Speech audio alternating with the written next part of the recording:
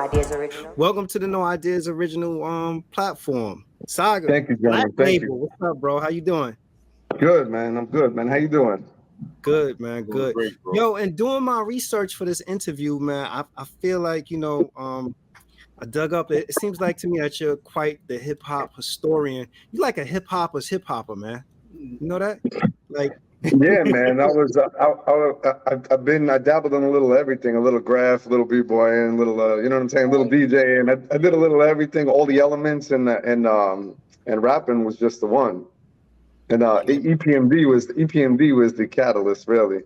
Oh, yeah, it's funny because that was honestly the first question I was gonna ask you. But and me saying that you like a hip hopper, like one of the things I appreciate, like learning more about you, is that aside from being an artist, you're kind of, to me, you give me a vibe like a nuts and bolts guy too, that thinks about like process, the mechanics, and the different dynamics associated with making music. But I would start off with asking you, you mentioned EPMD, but what exactly about EPMD, or what about just the whole culture that made you fall in love with hip hop? Oh man, living in Brooklyn, just, it was just everywhere, man. My neighborhood, Canarsie, had writers. Like, there was so many writers in the neighborhood.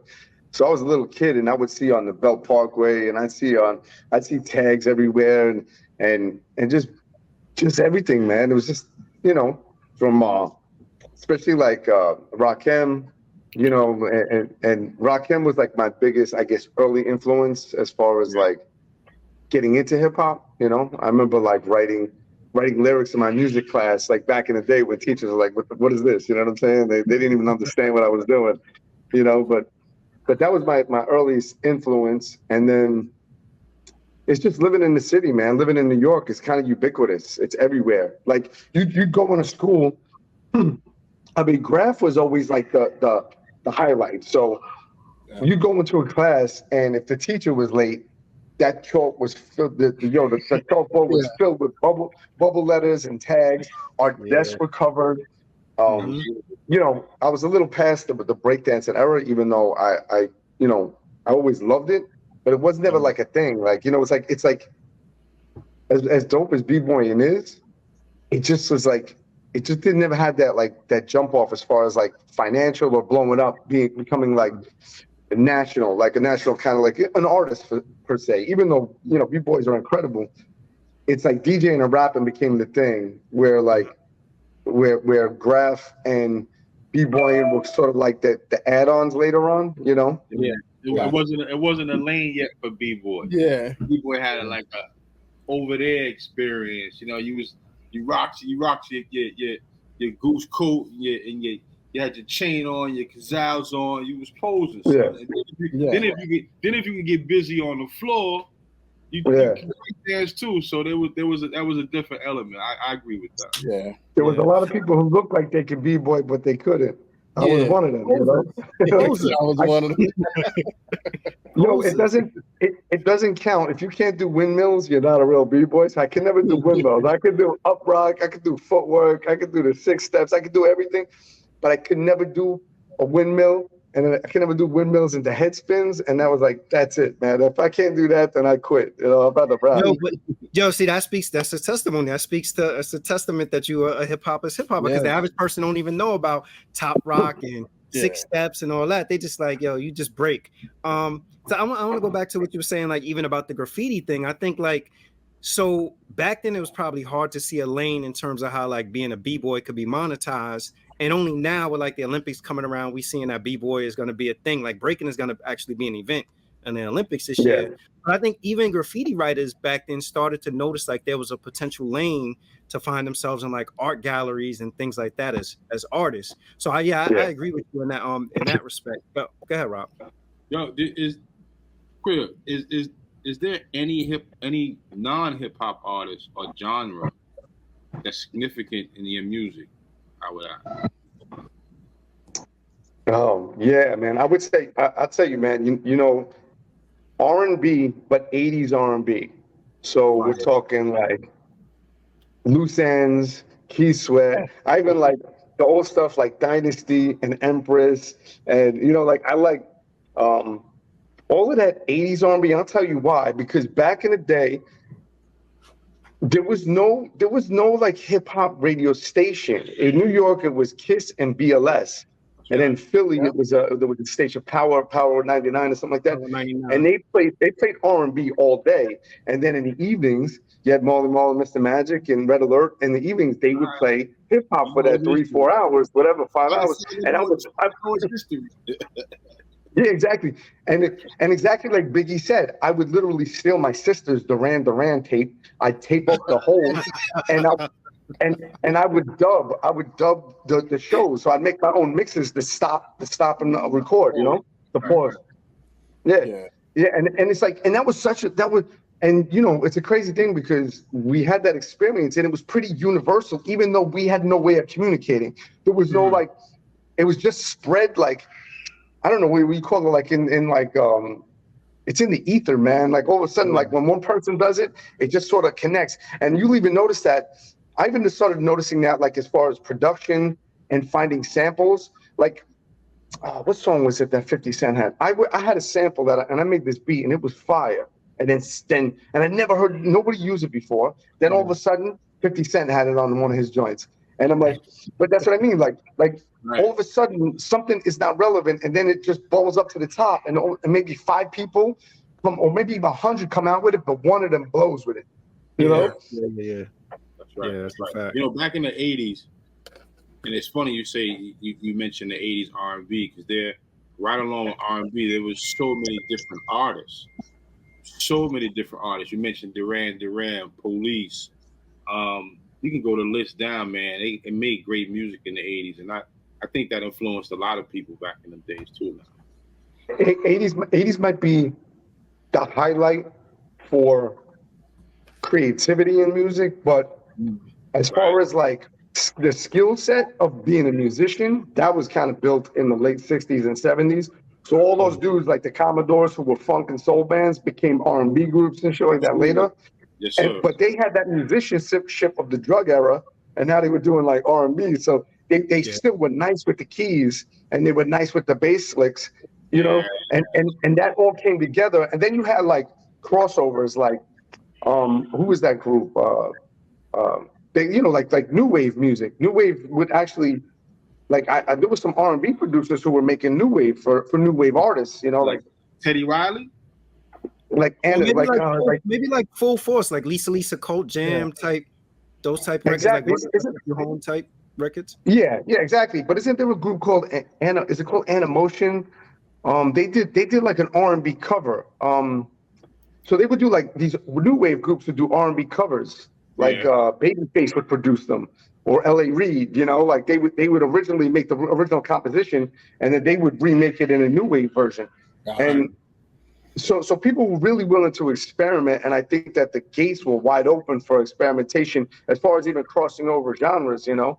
And then at the same time, hip hop, it stopped being like the Melly Mel and Furious 5 kind of like hip hop, you know, like that kind of flow, and it became more of the Rakim, where it was like the smooth and like, you know, like he was a game changer, you know what I'm saying? Rakim was the game changer as far as like delivery.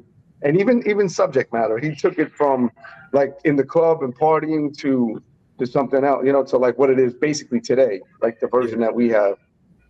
Definitely. Right. Yeah, we started counting bars now. Now we could sample anything it's about now. So go ahead, Yada.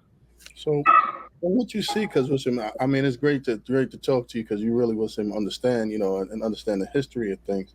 When you look at like the history of how rap and how things went about hip hop, what do you see now? Do you think that we could revive some of this stuff? Because, you know, it seems like the music aspect is going in a direction, but the rest of the parts of the culture was saying that are trying to revive in some way. How do you think we bring that back together, or even change the music back and open a lane up for people that are trying to do things besides just partying and doing other type of stuff? I mean, I think the genie's out of the bottle with the technology, though, man. You know, because what happens is basically there are so many lanes now, and there's so many lanes that are copies of lanes. You know, like there's just so, you know, I would say for what we do, like what I do, and what like sort of like more of the underground boom bap stuff, had its revival with Rock Marciano. You know, like that was really he sort of brought it back, and Alchemist and Prodigy and stuff. And there was a difference, like you gentlemen probably remember, like we went from listening to like underground hip hop, which was like, it was like kind of underground. There was no separation between underground and mainstream. You would hear Mobb Deep on radio, you would hear Helter Skelter and Boot Camp Click on radio, and then basically what happened was there became like a separation, right? You had hip hop and then R&B, and then there was a merging of it and the commercialization of it. So what we considered like underground hip hop or hard stuff had its own lane with like the Eastern Conference and Raucous, and it became like backpack rap, and it became a separate thing, and it didn't have like its main. It had a lane, but it wasn't in the mainstream lane. And then it kind of had a little bit of a revival with 50 Cent. Was that? I'm sorry. That's not. I said it stayed underground. Once mainstream went its way and went pop or hip hop, it underground stayed where it was, and that's how you got your Raucous and your Most Defs and all that stuff.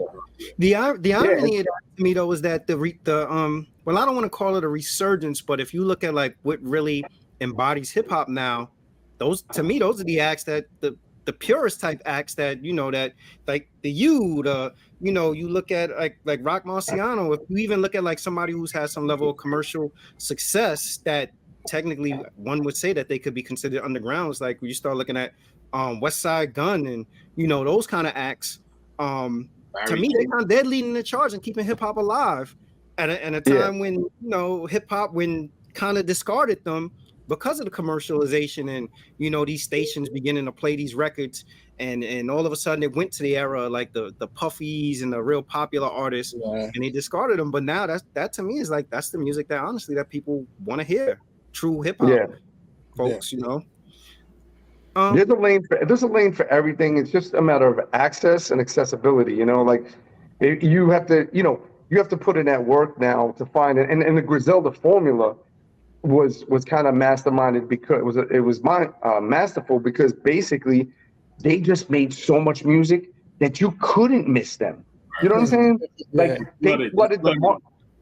Yo, you go on SoundCloud, there's music there. You go on YouTube, it's music there. They just flooded the market with so much music that it was like a market takeover.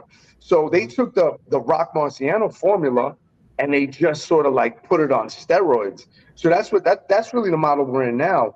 We don't have a marketing engine or a machine or any commercial drivers for us. So basically we need to just keep dropping music and getting it in there, get it constantly so that somebody hears it, one person there, and then it's cumulative. So over time, maybe you'll get 10,000 people, 15,000 people. And again, like you have other markets too. You could be big in the European market. You could be big in England. You could be big in Poland. You could be big in Japan. So like you said, there's so many people that have access right now. You just have to find a way to get to them, and that's being busy. Yeah. In terms of being a creative, how different is it making one song versus making an album? You know what it is? Because one song, I can make one song all day. Like I could just sit there every day. I can make one song. At this point, the formula, like, especially, you do your own production, so you have your own swing and cadence. So everything kind of caters to you. I can make a song a day. The difference is like when you formulate a project, it has to be cohesive. So everything has to play off each other. So you can start at point A and you want to go to point B, you want to go in order. You don't want to like be jumping around. So there's got to be a flow to it. It's got to be cohesive. And that's where like style and vibe and even production styles, like if you produce for yourself, like with Black Label, I have multiple producers on it. That always makes it a little bit tougher than having one producer. Mm-hmm. I asked you that because I think that as a person who back in the days I would buy a lot of albums and CDs and stuff like that, and one of the things that I would often look at is I would look at like arranged by. I want to know who is the person who came up with the arrangements for the songs, and I feel like for some reason that kind of a lot of the music that drops now, like people have moved away from that, and what I'm seeing is it's almost just like a barrage of songs, like kind of like, here, I created all these records, I got 15 records or whatever, here's the 15 records.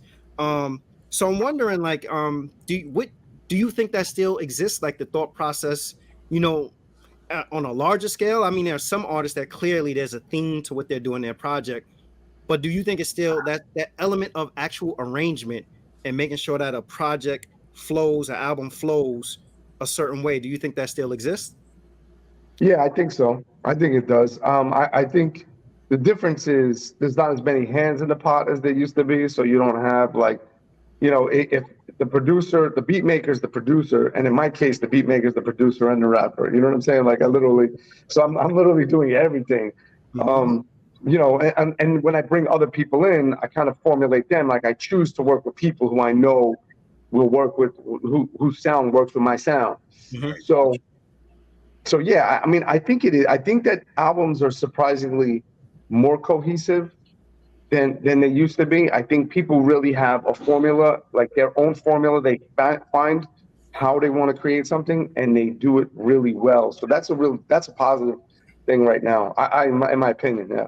And I think a lot of people are doing like what you said, how you producing your own music. It seems like now, like when rappers come out, they have like a full-fledged team. So they got one guy raps, the other guy produces. Everybody in the little group has a role, and these guys work with each other constantly so they can maintain a certain consistency in what they're putting out or what they're doing. Right. Yeah. Yeah. That's the Wu-Tang model. Like the Wu-Tang model is like, everybody.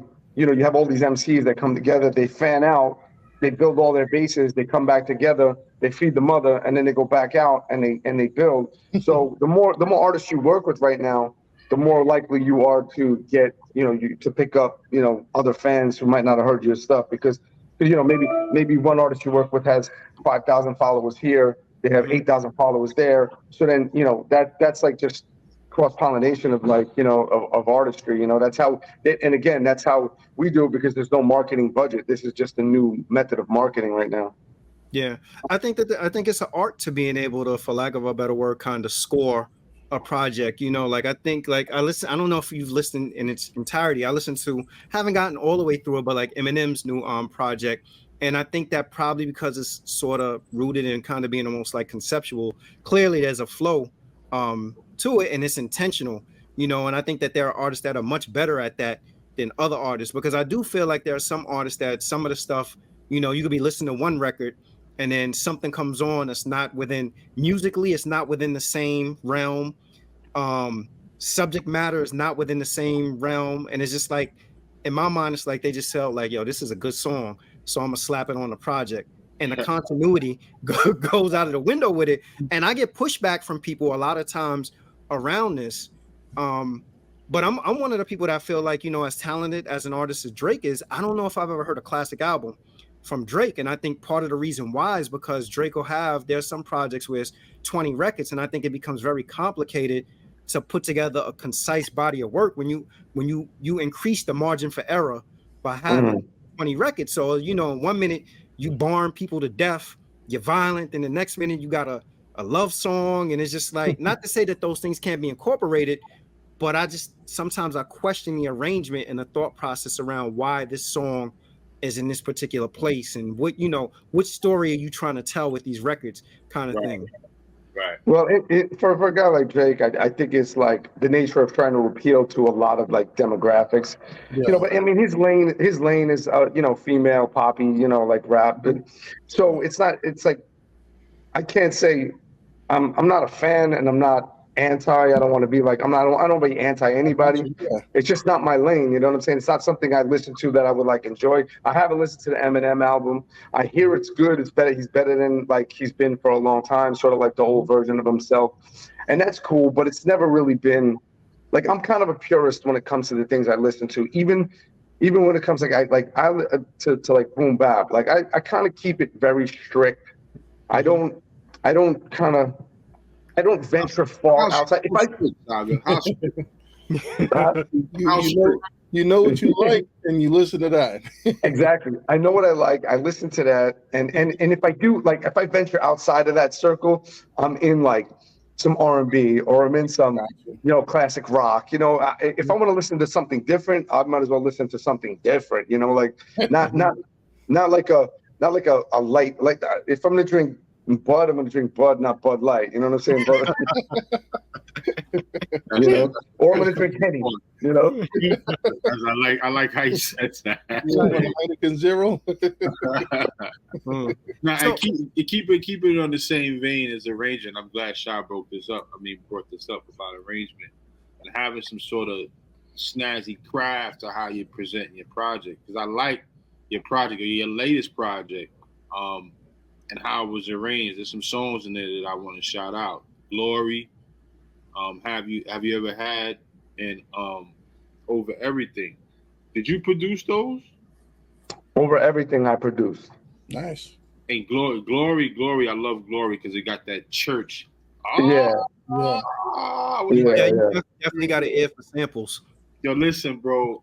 For me, because I'm just learning this craft. I've known it, but I'm really putting my hands on it. When I hear either the first 2 bars or the first 4 bars with a drum, I'm like, yeah, that's it. When I heard Glory, I knew. I was like, fuck yeah.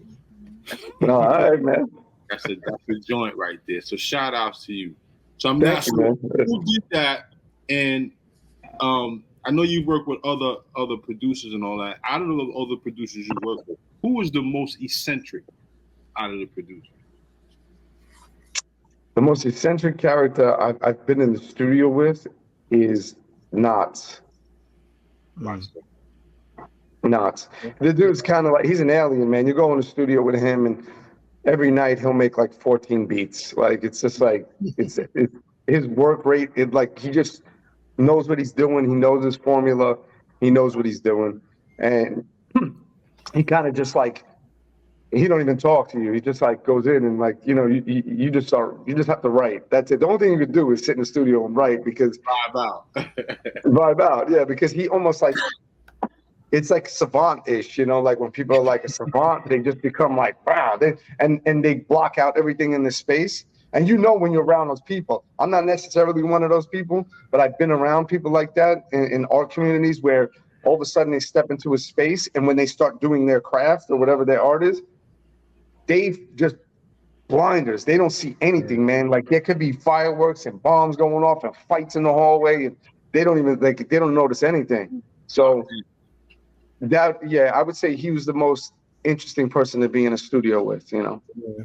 And Knots is he's out of Virginia, right? Originally from Virginia. Yeah, he's Virginia. Yeah. Oh. Who did Glory? That's this producer out of England. His name is Kuth Beats. Yeah, I've seen him on quite a few. Shout out to you, Kuth. That was a dope job. I like. Yeah, he did 4 joints on the project. He did the one that Philosophize. He did that one. Right. He did another one, Solomon Symbols. And then he did another one that's not on this project. It's on the next the Black Label Volume 2, which comes out August 2nd. Oh, nice. Hey, so I gotta ask. So first of all, I'll give a shout out to Marco Polo. I bought all his Pad Ties 1 through 7 the tracks. I'm supporting them. Yeah. How'd you end up, having that relationship? Me and Marco, like I'm from Brooklyn, and Marco moved to Brooklyn. I think it was like probably 2001, around 2002, and then we had a mutual friend. Actually, I used to roll with Ayatollah, so it was me and Ayatollah who were tight. And then I met this other cat from Fort Greene in a studio in Queens with Ayatollah. And then through the other cat, this kid Drew, I met Marco, and it was just you know how it is. It's just like a community where like-minded people who just start working together. And he lived, and then I wound up moving I lived in Red Hook at the time, but then I moved to Clinton Hills, and Marco was living in Fort Greene, so we just started chilling all the time, and it just became kind of like not even to build a project, but just working on a joint here, working on a joint there. We probably did like 30 joints.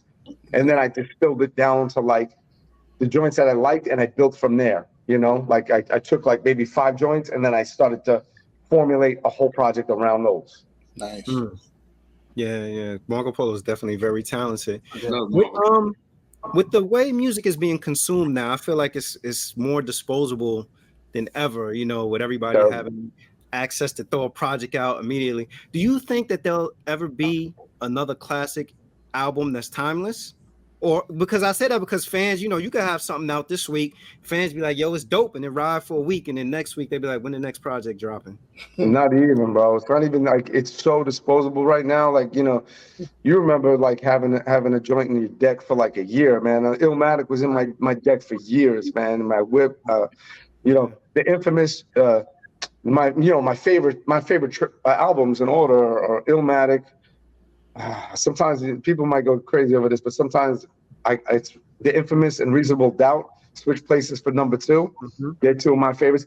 But even like Breaking Atoms or like all those classic albums, they stayed in my deck forever, man. Like I would keep them in there for years. Like I had The Shining, Boot Camp, Smith & Wesson. I love that album. Yeah, that's incredible. Album. I love that album. Yeah. Incredible. Like, yo, you would listen to these for years. These became soundtracks for your life. So everything you did when you rolled with your people, when you went out to the club, when you hung out with girls, these albums were part of your life. Now, you're not going to really have that as much because, like you said, music's so disposable. Like, how are you going to associate a memory or a part of your history with the soundtrack, with the music? You know what I'm saying? Like, I remember driving down to Coney Island and listening to Illmatic. You know what I'm saying? Or you know, because you just like you said, it's so disposable that it's not part of people's lives like it used to be. So do you think that'll prevent us from having another you know, and wait a minute, let me add this as a classic. Into the Stage too. Phenomenal album. Oh, yes. Yeah. I consider Enter the Stage and Black Moon at that point Brooklyn's version of Tribe Called Quest. I agree. Okay. I definitely would agree with that. Do you think we'll ever be able to have another classic album though, based on the fact that people are like, yeah, that project is dope. Give me it's next week. What you got for me now? You're right. You know, I think, yeah, I mean, the thing it comes down to this. It comes down to we're not having a collective experience anymore. So, you know, when half of New York isn't listening to Biggie's album or half of New York isn't listening, like you would roll down Eastern Parkway and you would hear people playing, multiple people playing the same project, or even playing radio stations. Like people don't play radio stations out of their car anymore. You know what I'm saying? Yeah, right. So everybody was kind of like, you had a collective sort of force, like it was a wave. Now on an individual basis, you might find an album classic yourself, and that might stay in your deck. You know, you'll listen to, but you have a lot of options. So you listen to 30 projects, and one of those might stay in your deck for a while. It might be 3 months, 6 months or something. I mean, I have a few classics that of later years that are not like sort of like 90s era, golden era, but like maybe 2010, 2011. Below the Heavens is one, Exile in Blue. Like to me, that album is incredible. What's that? How'd you link up with them? I like them guys. I did a joint with Blue for this French producer that was fire. And Exile, I did a tour in Europe with I opened up for Fashion in Exile.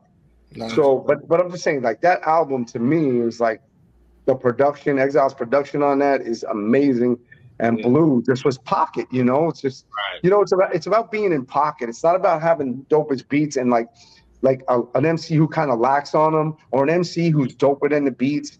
It's the perfect balance between the two elements that I think sometimes we lose, you know. And I think what happens is we got into that drumless era, and the drumless era kind of made I'll do a drumless track here and there, like as just because you want those sort of like crescendos, you want those lows and those highs on an album. So, you know, you have heavy drums here, and then you tone it down with no drums, and then you go heavy drums again. So it leaves gap and allows you some space.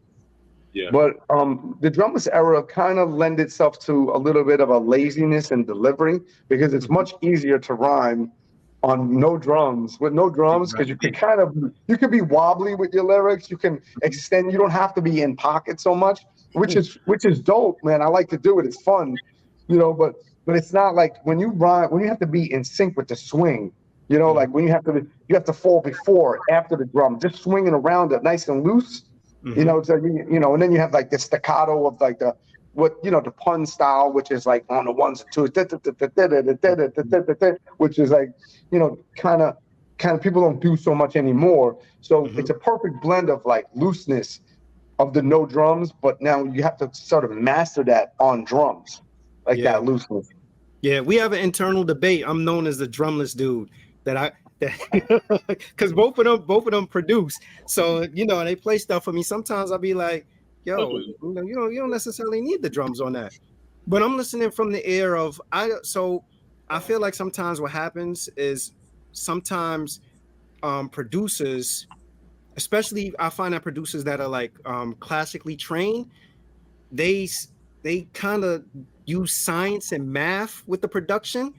And one of the things that I appreciate about a dude like RZA, to me, is that RZA, I've heard loops from RZA that's just off.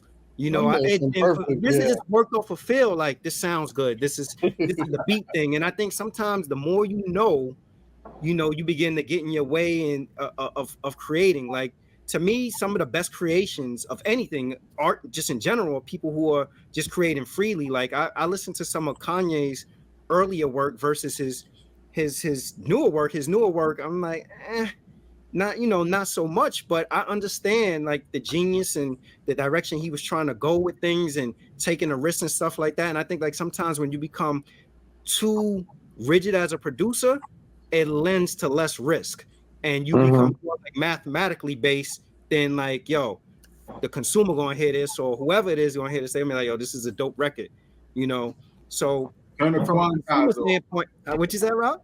Turn the quantize off and feel it. Yo, from a consumer standpoint, it's like, yeah, that sounds dope.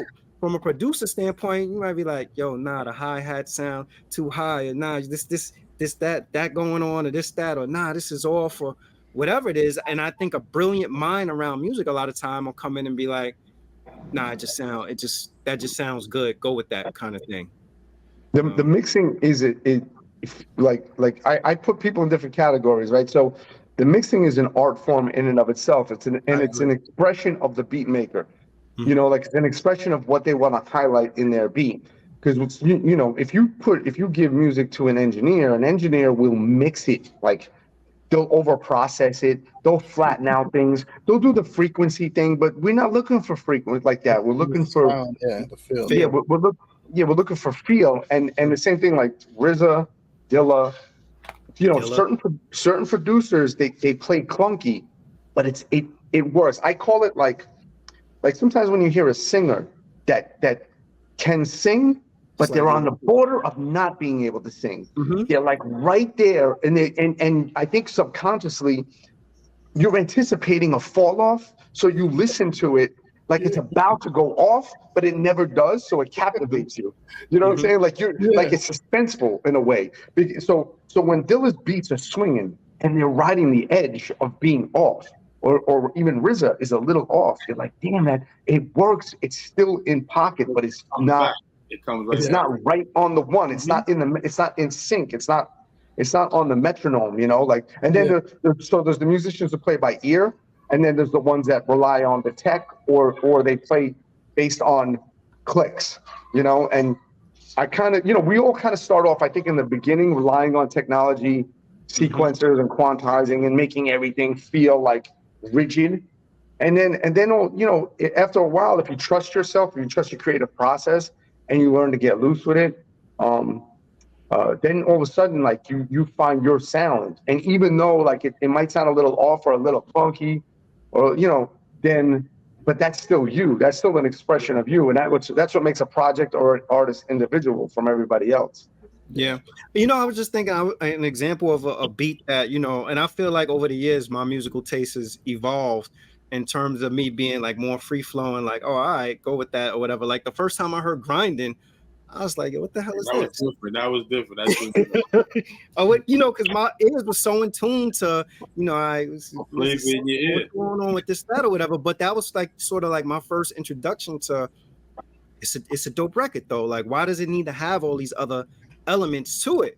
And I think that sometimes I see like people get really roped into, you got to have this, you got to have that, or whatever it is, and you even see it with like, I'm sure you probably experience it as a songwriter yourself, like you're like, okay, I know I got 16 bars. I want to have a 4-bar, 8-bar hook or whatever it is. But then you see some people, they be like, no, there ain't gonna be no hook in this record. This is what the record is going to be. That's just going to be it or whatever. And I think some artists are comfortable with taking that risk, and I think there are other artists that are so formulaic that they like, nah, you know, mathematically it doesn't make sense. I want 12 bar here. We need a 8-bar bridge or 4, whatever it is.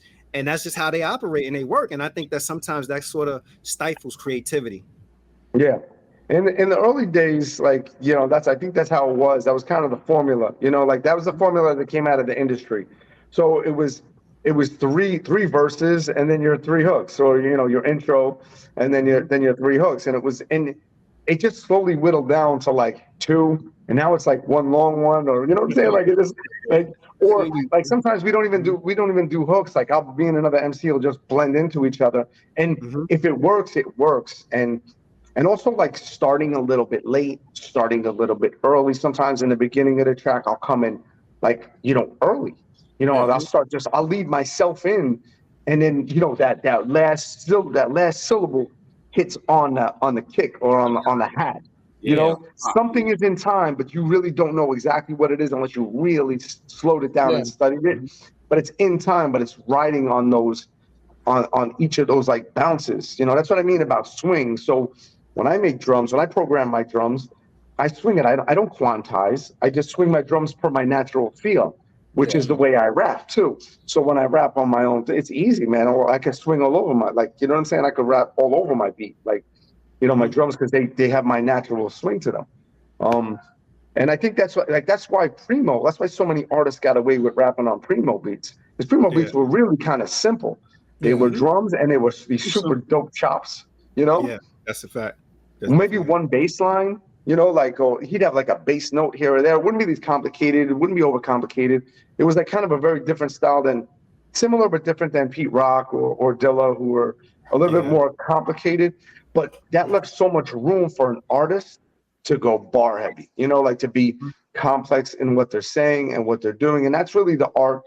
That's another art form, is knowing how to create space for a rapper. I've worked with producers where their music is dope and I love their beats, but I can't rap on them because they're so busy that they drown you out. If you're a lyrical rapper, you need space for what you're going to, for your punches. You know what I'm saying? Yeah. There's got to be gaps, even in what you're saying. So if I end a bar and I leave a gap so you can listen to it, you don't want all this sound popping out from the beat. You know, the pad's going crazy.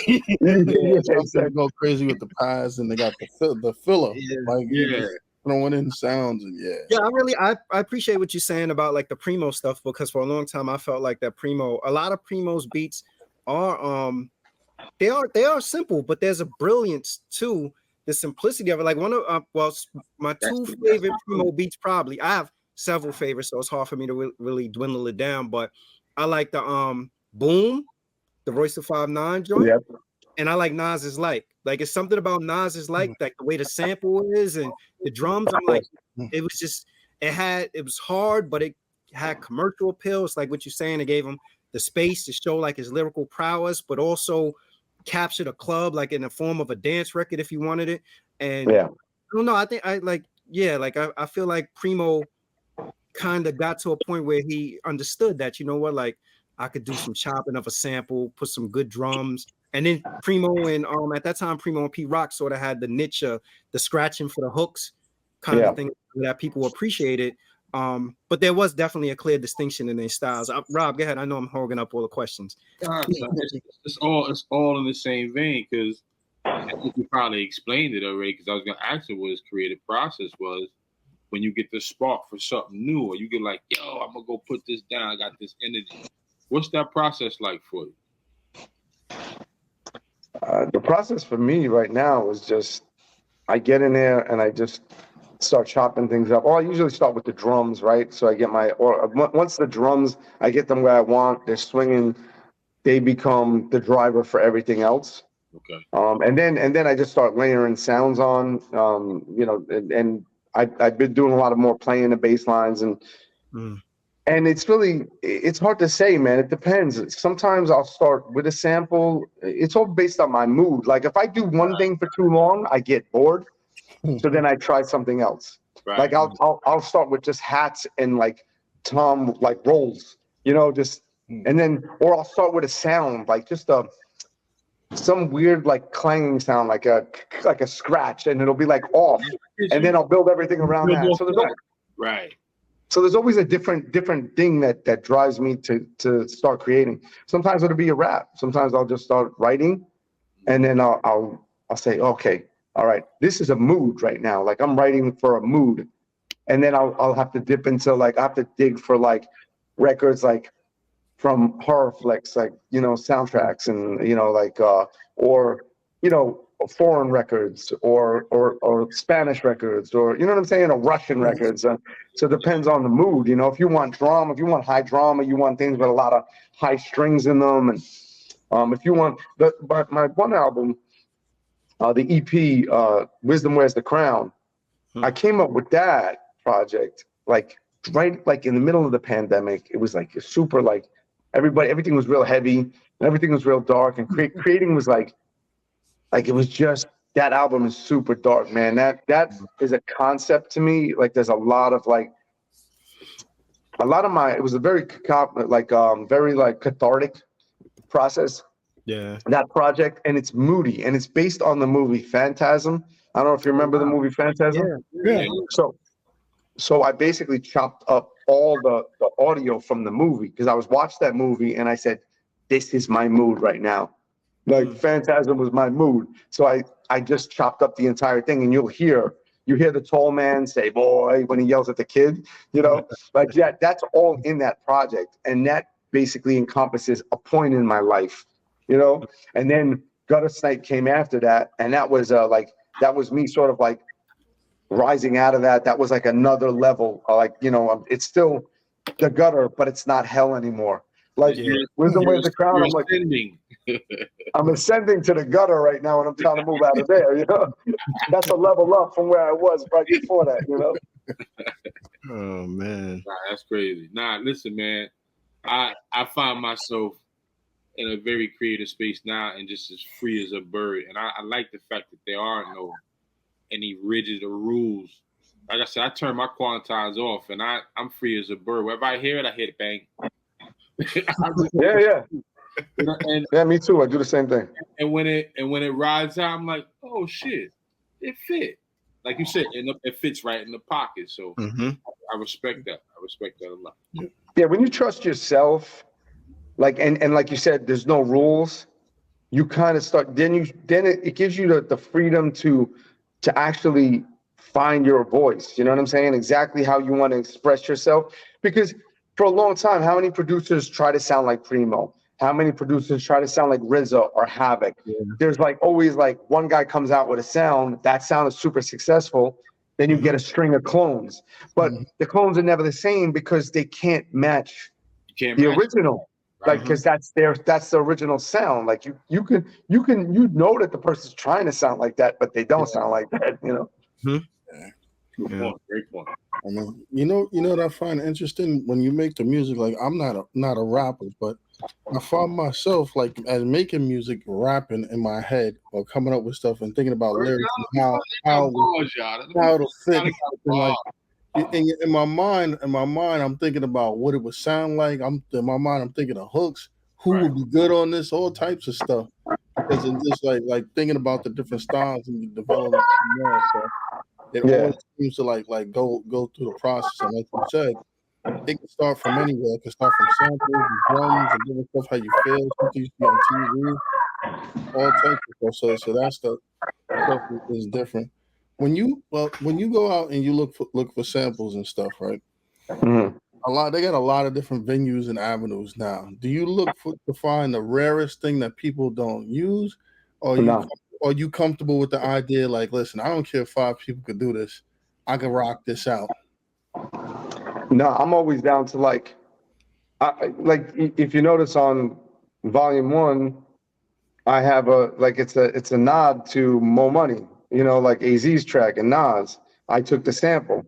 Yeah. That sample, I revisited that sample, and I even took the Born Alone, Die Alone in the bridge at the end of that, where that they have that voice in there. I took that and put that in the beginning of my track, and I flipped the sample and I made my version of it. And I also did that with another track, with a Pete Rock track. I think Ninth Wonder had done the track. and that's on volume 1 or volume 2. Hold on, I lose track myself with this. So yo, I'm working on so many things right now. Like it's hard. I lose track. So I have no problem. I even posted it, and I sent it to Pete Rock, and Pete Rock actually reposted it himself on his IG, and he gave me the nod because I flipped it, and he was like, you know, so that's like, so I don't have no problem with revisiting things because I think, again, like you want to apply your own ear and your own feel to something that if I tried to do it and try to sound like somebody else, that would be corny. You know what I'm saying? I want to sound like, if I try to do it and sound like the original in some way, that'd be corny, but I do it and try to sound like myself. So, I don't think that, I think it's a good look. Like I do both, like I'll dig, but I flipped Loose Ends joint. I just flipped the Loose Ends joint. I slowed it down. I took the samples, I took the vocals, I chopped up the vocals, and it came out fire. That's going to be a joint in the future, you know? What? Hanging on a string? Hanging on a string, yeah. That's classic. I want to revisit something you just said. You were talking about like the like engineering in itself being sort of like something different from the production aspect.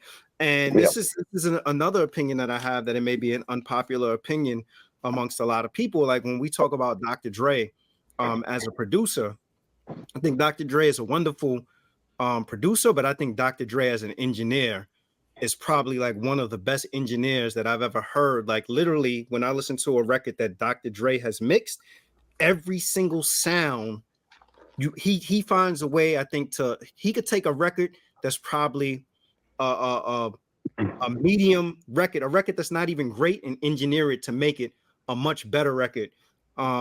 So with, I guess, the advent of more people becoming engineers, at home engineers, and you know, they're recording themselves and they're trying to mix their own records and everything, you know, how important is it to have a good engineer to actually mix a record? It's super important, man. But it really, like, it's really that's been the toughest aspect for me, is my mixing and my engineers, and getting them to keep my true sound, but just making it super clean.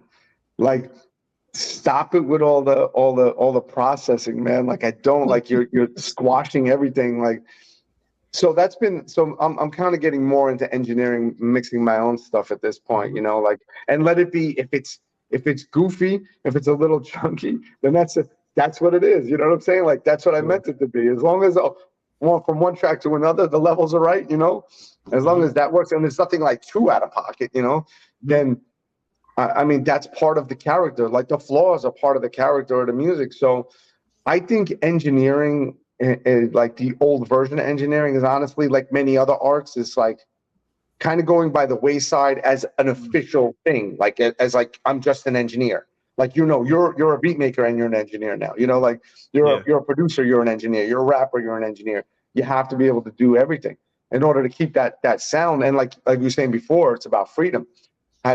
Freedom of the creativity is going to be part of engineering your own and mastering your own music, you know. And the technology is allowing us to be more efficient at it. Like, my workflow has gotten so good. Like, I remember back in the day working on an MPC 3000, and just like, you know, that little screen, and I'm like, you know, you're getting frustrated, my ADD's kicking in, I got things to do, you know, like, yo, why are you taking so long? Where now, like, I just work with Logic Pro and Serato sample, and I could just, like, you know, it's just such a better feel. It like literally caters to my ADD, you know. It allows me to perform so much better. Like, because and it's because, you know, I don't want to just make the beat. I want to make the beat and I want to rap. I don't want to take 8 hours to make a beat. I'm exhausted then. Like, I can't rap after that. You know, then I got to go back the next day and revisit it. If I could make the beat quickly and I still have that energy, I could then write to it and actually complete a song. That's what I'm saying. I could easily do a song a day if I didn't have to deal with the kids, you know what I'm saying? Or deal with the job.